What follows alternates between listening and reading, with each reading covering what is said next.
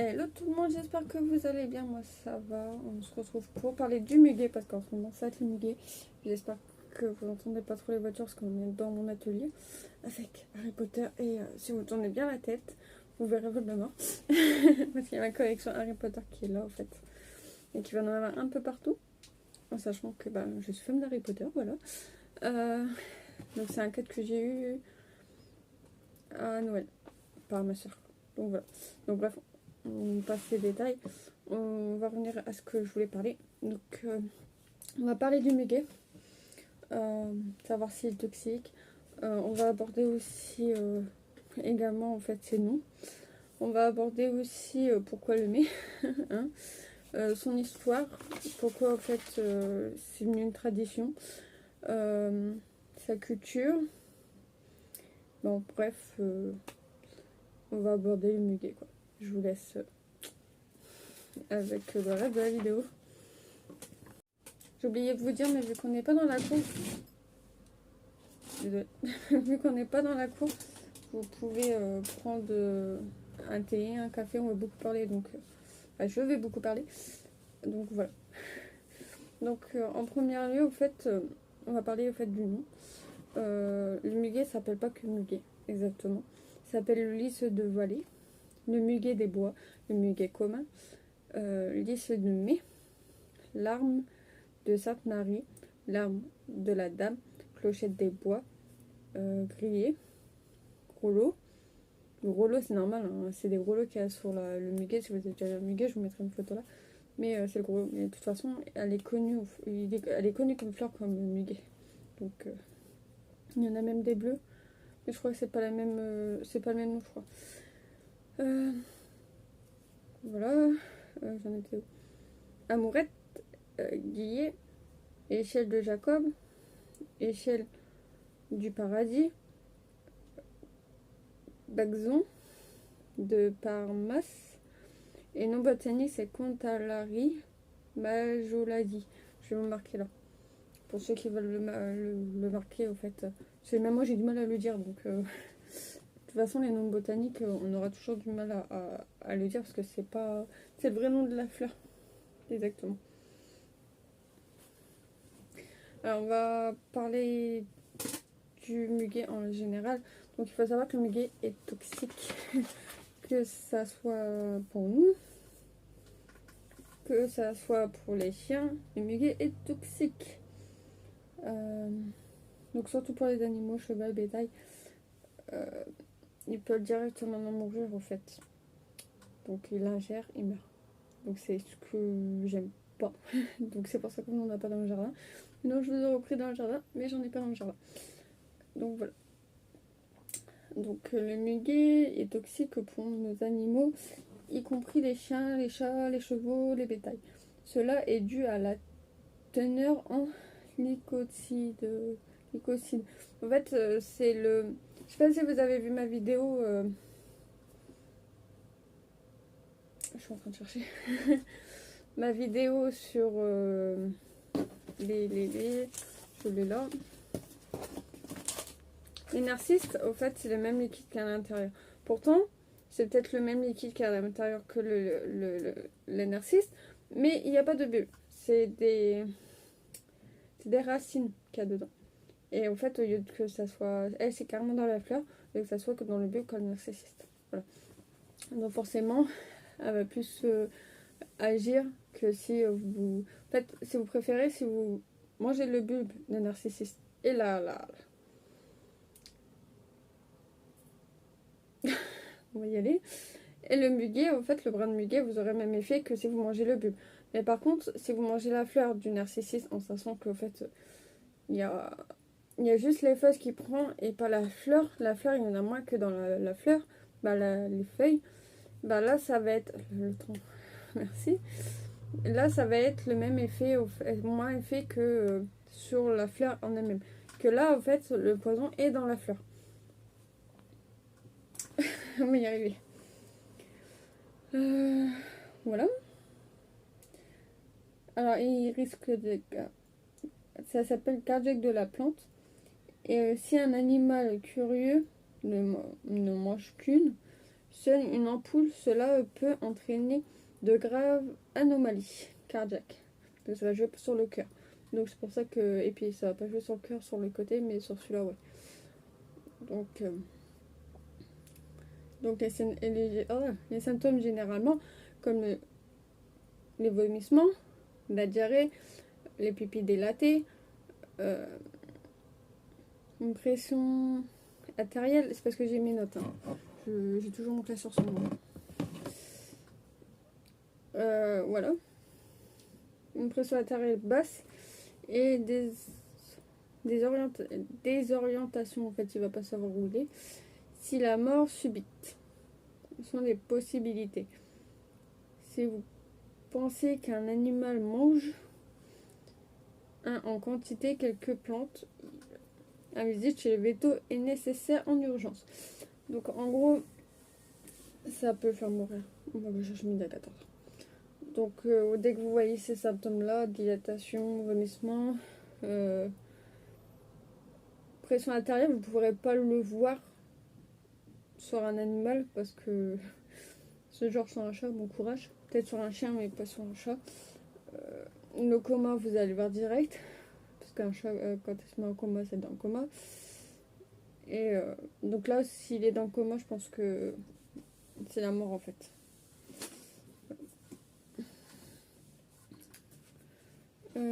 Pour nous aussi, c'est dangereux.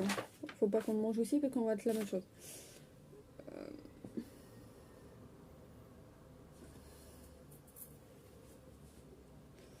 Comment le muguet... Donc le muguet est originaire d'Australie, logiquement. Mais nous, on l'a refait en fait ici. Bref. Le muguet est de mai, pousse une plante.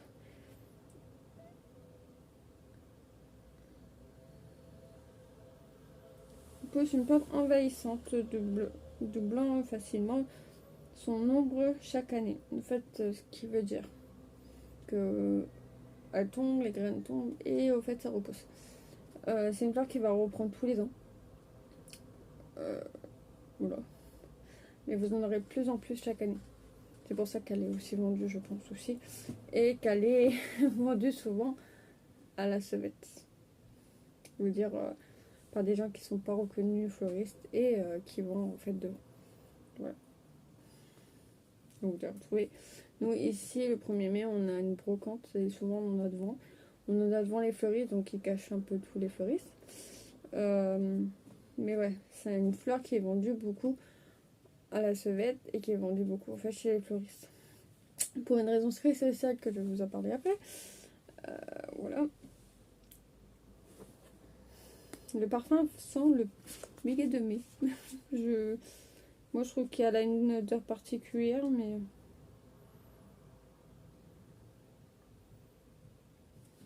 Voilà. Donc on peut cultiver pour ceux qui veulent savoir, on peut cultiver le muguet de mai, hein, tout simplement comme tout le monde. Vous pouvez le faire en pot ou alors l'avoir dans votre jardin, il n'y a pas de souci. Mais il faut un truc profond et large. Pourquoi? Parce qu'en fait, il y a les racines qui vont prendre de l'ampleur. En fait, plus qu'il va prendre de l'ampleur. Donc vous aurez une masse de racines en fait en dessous. Donc quand vous allez, même si vous voulez les séparer, vous aurez toujours votre racine. Mais elle va prendre de l'ampleur. Donc si vous voulez cultiver en pot, prendre un large pot parce que vous aurez beaucoup de muguet. Voilà.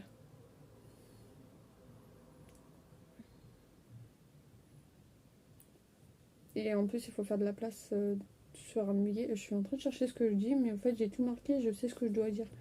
Et, tout simplement parce qu'en fait quand vous avez une masse, par exemple vous avez un pot comme ça. Ce pot comme ça, il a plein de fleurs, plein de feuilles.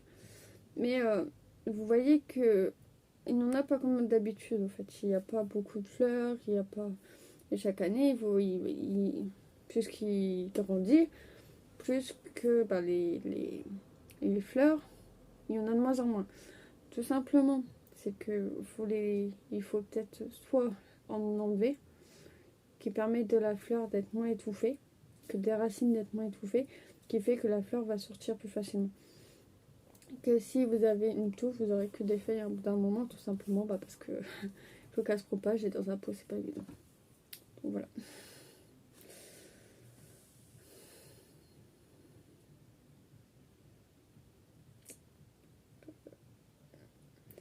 Le muguet doit être arrosé très très très généreusement. Parce qu'elle adore l'eau. Arroser la plante, les 2 premières pousses sur le sol sont secs. Essayez d'éviter de mouiller, je sais plus où je suis, de mouiller les fleurs et les feuilles. Et arrosez-les le matin autant que le soir. Cela garantit l'évaporation pendant la journée, empêchant l'accumulation d'humidité, ce qui peut favoriser certaines maladies. Vous cultivez dans le jardin un bon moyen d'arrosage. Moi je vous conseille de vous prendre un arrosage qui est directement en fait à... Donc ouais, c'est sûr que nous, en ce moment, que ça soit l'électricité comme l'eau, je suis mal placée pour l'électricité parce qu'il y a ma lunette en face. Vous voyez dans mes lunettes. Et puis il y en a que quelques kilos. Mais l'ordinateur qui est là. Bref. Mais en fait, ce qui fait que la zone d'eau, en fait, c'est un arrosage que vous mettez directement. Ça fait un tuyau et vous avez un trou et en fait, elle va se mettre en route. Et parce que ça a besoin de beaucoup d'eau et voilà, c'est ce que je peux vous proposer. Comment pour couper le muguet, il faut couper les vieilles tiges, les fleurs après que les fleurs soient fanées. Commençons à faner. En fait, si vous avez regardé ma vidéo que je vous remets ici, le narcisse, en fait, toutes les fleurs, vous les coupez en biseau. Alors, toutes les fleurs, on se comprend bien quand je dis toutes les fleurs. Si par exemple la fleur vient de s'ouvrir et que vous voulez garder la fleur pour faire un bouquet, ou alors comme ça en fait. Ou pour, je sais pas, on va dire, pour faire un bouquet, pour mettre dans un compo, pour faire beau tout simplement, mettre dans un vase, et ben il faut couper un biseau, toutes les fleurs. Parce qu'en fait, la tige, je me répète, mais en fait, en coupant en biseau, donc là, c'est coupé en biseau, en fait, votre tige, au lieu d'être comme ça, elle sera mise comme ça. Donc en fait, la fleur, donc elle sera mise sur la pointe, la fleur, elle pourra boire que si vous êtes comme ça. On va prendre un exemple tout con. Vous êtes allongé. Ok, vous allez boire un coup. Ça va me passer. On est d'accord, ça va pas passer du tout. Que si vous êtes debout, vous pouvez boire. Parce que ça va circuler. Vous comprenez, c'est la même chose en fait pour une fleur. C'est comme si elle est allongée, elle va pas boire. Parce qu'elle va être sur le plat. Que si elle est sur le côté, sur une pointe, en fait, quand vous coupez en biseau, et ça va... Biseau, ça veut dire couper de travers. Ça va la faire tenir en fait sur la pointe et elle va pouvoir boire. Donc c'est vous debout. Voilà. Tout simplement. Ça, je vous en ai parlé.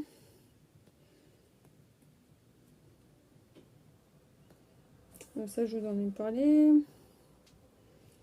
Le muguet peut devenir jaune. Donc c'est pas forcément qu'il soit malade. Alors pour ça, je vais vous parler des maladies plus tard. Mais il existe plein de maladies de fleurs. Donc comme les cochenilles, les maladies de rouille, etc. Donc si vous cherchez dans votre dictionnaire toutes les maladies ou alors sur internet et vous voyez que il n'y a pas de maladie qui référence à votre fleur en fait et vous ne trouvez pas. C'est peut-être pas une maladie, c'est peut-être parce que soit elle a pas assez d'eau, soit elle a trop d'eau, soit le sol n'est pas adapté. Ça peut être plein de choses. Donc ça, il faut vraiment regarder à fonction de votre fleur. Parce que c'est beaucoup de choses qui pourraient être très compliquées à décrire. Parce que c'est la nature.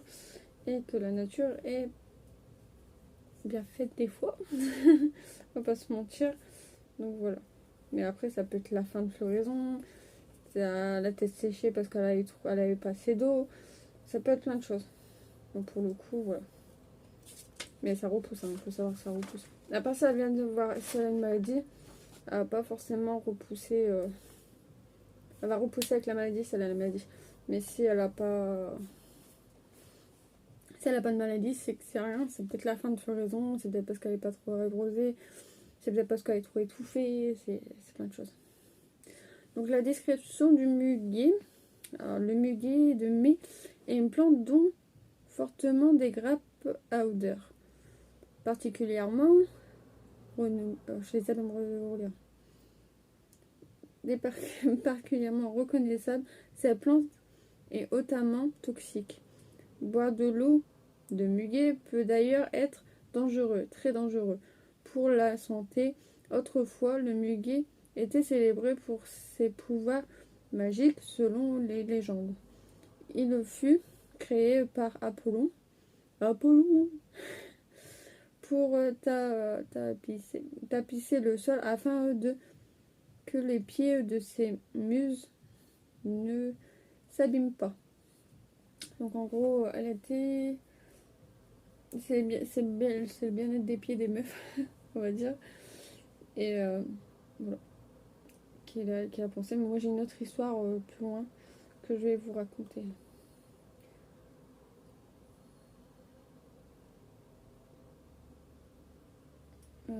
Ouais.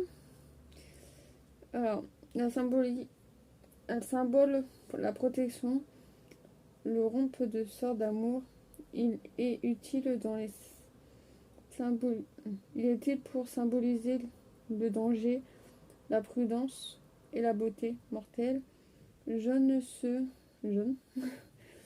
se marchait sur l'air, qui était blanche, douce, tigre de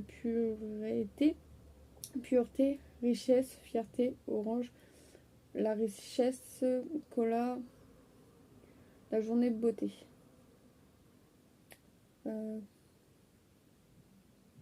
La durée de vie du muguet, elle est vivace. Ça veut dire qu'elle durera dans le temps. La hauteur elle peut être de 15 à 30 cm. Le diamètre de la fleur peut être de 23 à 30 cm. La couleur elle peut être blanc et rose. Donc il y en a des bleus aussi qui existent, mais c'est une autre variété. Période de floraison printemps. Diamètre de la fleur, je l'ai dit. La couleur des feuilles vertes. Et la couleur de la tige, elle peut être verte, rouge, blanc. Donc c'est un peu rouge, c'est normal au fait. Conditions. Non. La lumière du soleil, le soleil partiel et limite ombre. Et vous pouvez mettre à l'ombre, elle poussera aussi, il n'y a pas de souci. Résistance à 40 degrés, donc c'est ce que je disais. Donc je pense pas que vous avez besoin de la couvrir en fait. C'est un peu comme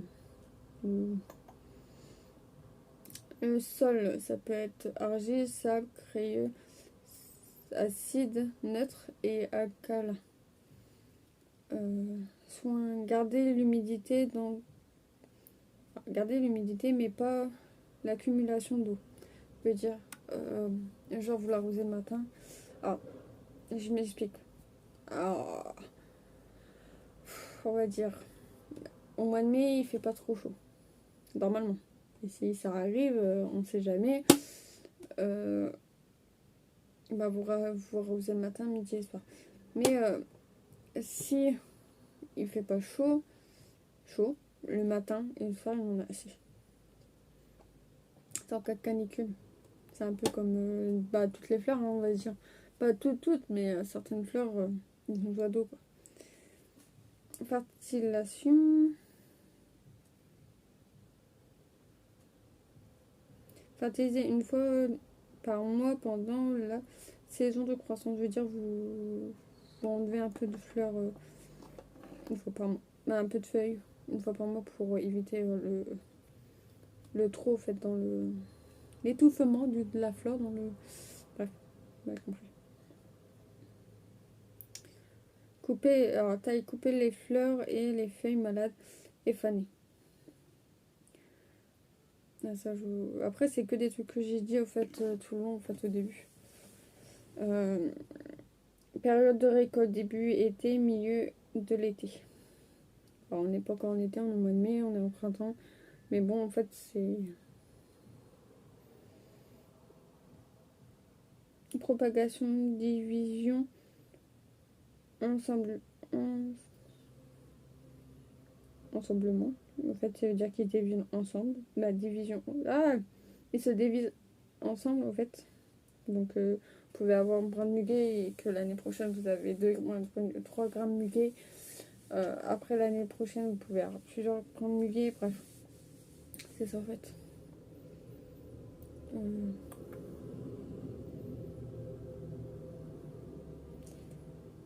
Maladie des taches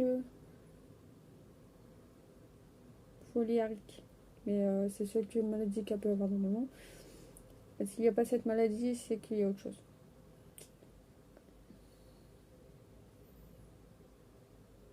Les familles des Asparagus.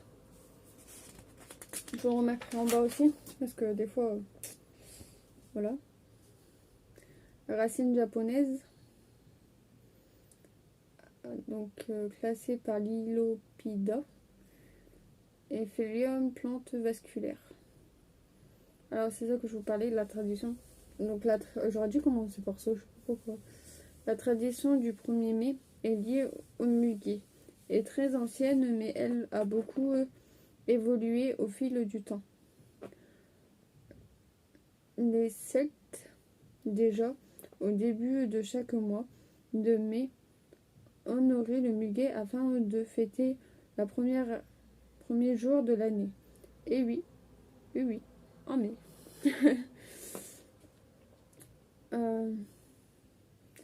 Plus tard, au Moyen-Âge, le mois de mai était annonciateur de fiançailles. On accrochait au-dessus de la porte de la fiancée des brins de muguet. Enfin, vers la Renaissance, cette culture refait son apparition. Chaque personne de mai,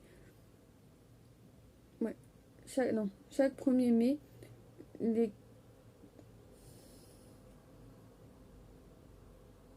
les couturières offraient à leurs ouvrières un brin de muguet. Enfin, de nos jours, depuis 1941, le 1er mai est associé avec la fête du travail. Et la libération, le 1er mai devient le jour férié. La coutume veut que l'on offre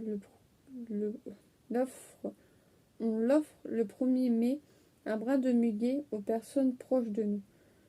Le brin est la santé apportée de chance, de bonheur et la santé pour toute l'année. Voilà.